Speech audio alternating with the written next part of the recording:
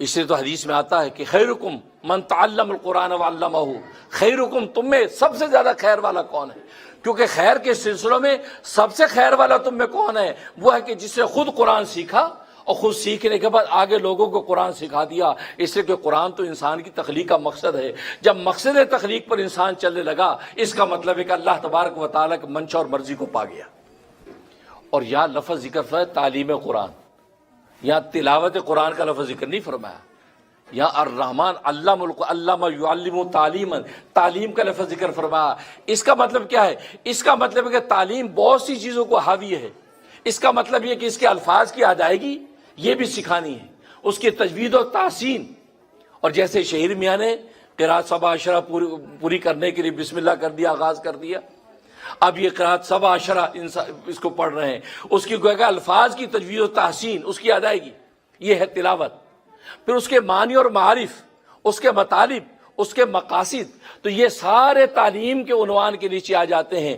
اس لیے اللہ تبارک و تعالیٰ اس حقیقت کو واضح کر دیا کہ حافظ قرآن بھی ہے اور ساتھ عالم قرآن بھی ہے۔ اس کا مطلب قرآن کی ظاہر و باطن کو یہ سمجھ گیا تو گویا کہ یہ اللہ تبارک و تعالیٰ کے ہاں اتنا محبوب و مقبول ہوگا کہ جیسا کہ حدیث میں آتا ہے کل روز قیامت میں اللہ تبارک و تعالیٰ حافظ تو حافظ اس کے ماں باپ کی تاج پوشی کریں گے۔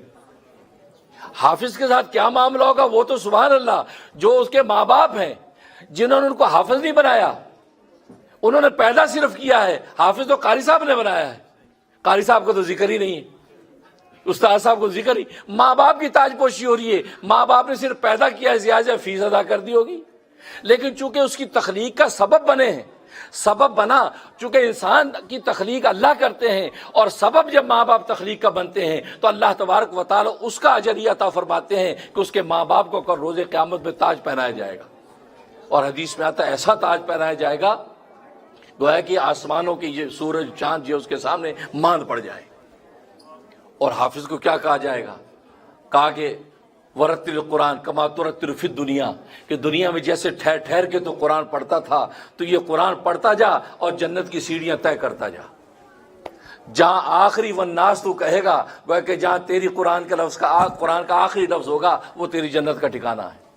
اب آپ اندازہ کر لیں کہ یہ کتنے مراتب اور منازل یہ قرآن کریم کے طے کرتا ہوا حافظ جائے گا، اور آخری جو سب سے اونچا مرتبہ یہ حافظ قرآن کو عطا کیا جائے گا۔ اور ادھر یہ شرف دے دیا گیا میدان حشر میں کہ تمہارے اپنے عزیز و اقارب خاندان کے 10 وہ لوگ کہ جن کے لیے جہنم واجب ہو چکی ہوگی، وجبت لہم الجنہ کے الفاظ آتے، جہنم ان کے لیے واجب ہو چکی ہوگی۔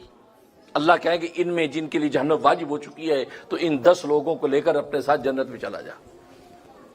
حافظ کو یہ شرف عطا کیا جائے گا تو گئے کیوں؟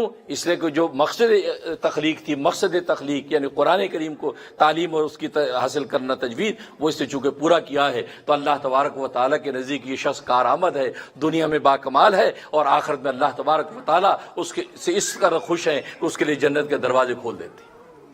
اللہ سے دعا ہے کہ اللہ تبارک و تعالی ہم سب کو اس مقصد تخلیق کو پورا کرنے کی توفیق عطا فرمائے، قرآن کے ظاہر کو بھی، اس کے باطن کو بھی، اس کے مطالب معارف کو بھی سمجھنے کی توفیق عطا فرمائے، اور پھر قرآن کریم کو سینے سے لگاتے ہوئے اللہ تبارک و تعالی کی رضا حاصل کرنے کی جو کوشش کریں گے تو دنیا میں اللہ تبارک و تعالی جنت کا سا مزہ عطا فرما دیں گے، اور آخرت میں اللہ تبارک و تعالی جنت ہی عطا فرما دیں گے۔